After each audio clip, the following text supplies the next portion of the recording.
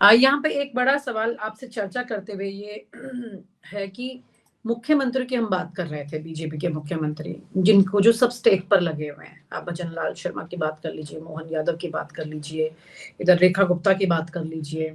इस तरह से कई ऐसे एक्सपेरिमेंट हैं बीजेपी के जो सक्सेसफुल नहीं है, जो उनकी लुटिया डुबोने में कसर भी नहीं छोड़ रहे हैं। बस चल रही हैं चीजें क्योंकि वो सेंटर से चल रही है, उनका केंद्रीकरण है। ये है परिस्थिति।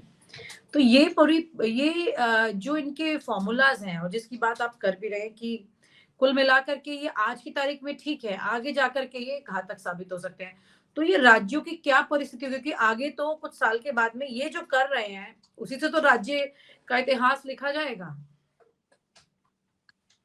वो ये ओवर द टाइम कि आपने शायद नोटिस किया होगा कि जिस तरह से केंद्रीय कैबिनेट के फैसले पीएमओ ड्रिवन हैं, वैसे ही हमारे भारतीय जनता पार्टी राज्यों के फैसले भी पीएमओ ड्रिवन हैं।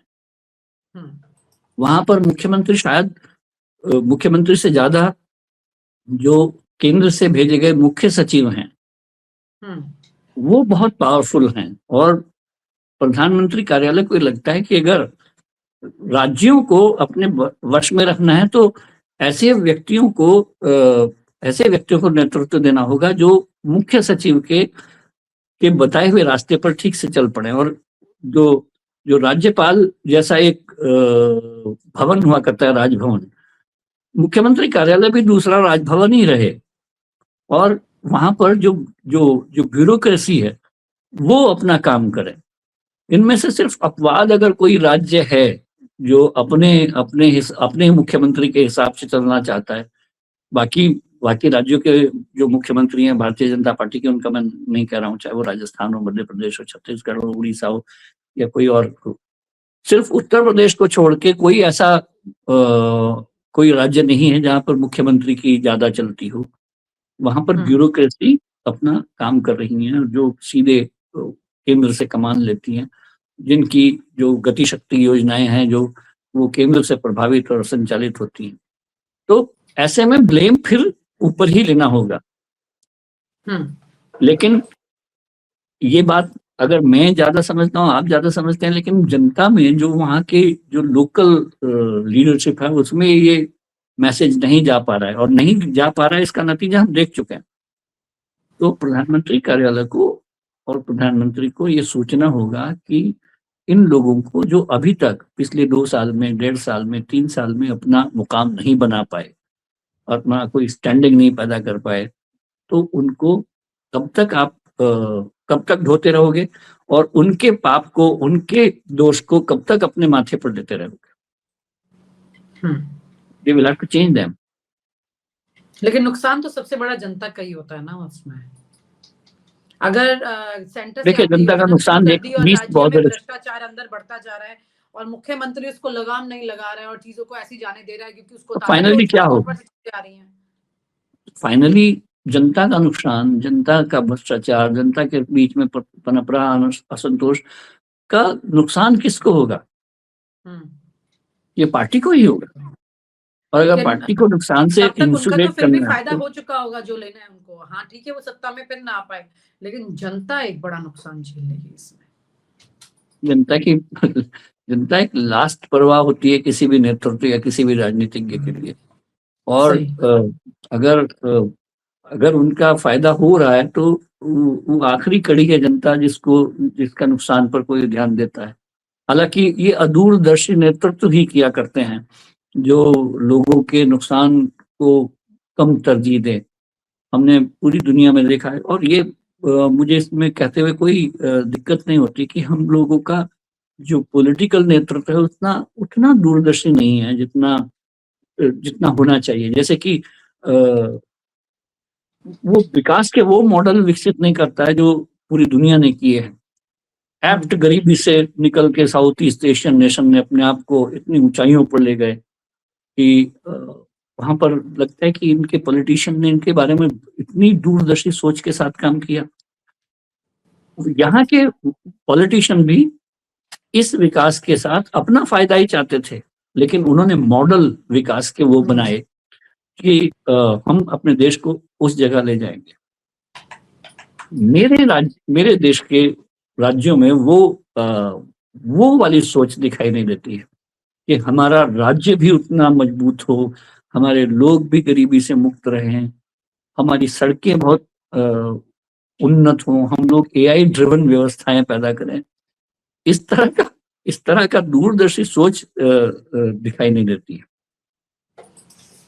बिल्कुल, ये सेल्फ फोकस्ड सोच है सारी, इसमें अपने मुताबिक निर्णय लिए जा रहे हैं। सेल्फ फोकस भी है, नैरो भी है। अगर नैरो ना हो और बड़ी सोच हो तो शायद इसी देश में नवीन पटनायक को 20 साल तक किसने हिलाया था, 20-25 साल तक, क्योंकि अब उड़ीसा जो एक काला हांडी के नाम से विख्यात हुआ करता था, वहां पर ऐसी सरपट सड़कें दौड़ना शुरू हुई है धीरे धीरे। उस ऐसे मुख्यमंत्री को लोगों ने पसंद किया। सिक्किम में लगभग 20-25 साल से पवन कुमार चामलिंग ने क्या नहीं किया अपने राज्य के लिए। जहां पर गोवा है वहां पर भारतीय जनता पार्टी ने क्या नहीं किया है। गोवा में तस्वीर बदली है उन राज्यों की, और उसका सिला उनको मिला है। लेकिन जिन लोगों ने सिर्फ अपनी सिर्फ सामाजिक फॉल्ट लाइन को, जातीय फॉल्ट लाइन को, या फिर हिंदू मुस्लिम फॉल्ट लाइन को भुला कर आगे बढ़ने की कोशिश की है, तो उनकी पॉलिटिक्स भी उतनी सफल नहीं हुई। राज्य तो नुकसान होता ही है। बिल्कुल ठीक बात कह रहे हैं। ये इस तरह का एक फोकस अगर राज्य के मुख्यमंत्री का है तो वो अपने आप ही निर्विरोध, एक तरह से कहते हैं, निर्विरोध शब्द नहीं कहूंगी मैं, लेकिन हाँ, ये कि जनता के जहन में एक बड़ी ऐसी लाइन बन जाती है कि वो वापस ही आता ही रहता है। जनता हमेशा आपको सिला देती है, उसके लिए छोटी छोटी बातें बहुत मायने रखती हैं।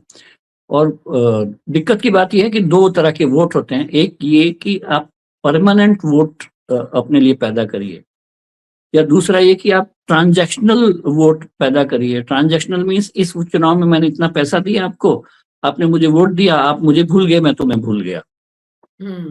ये वाले मॉडल हमारे अलग अलग राज्यों में हैं। जिन राज्यों में लोग लॉन्ग जो आगे तक की सोच रहे हैं उनको जनता बार बार चुन के भेज रही है, और जिन लोगों ने सिर्फ ट्रांजैक्शनल वोट किया है उनको लोग हटा देते हैं।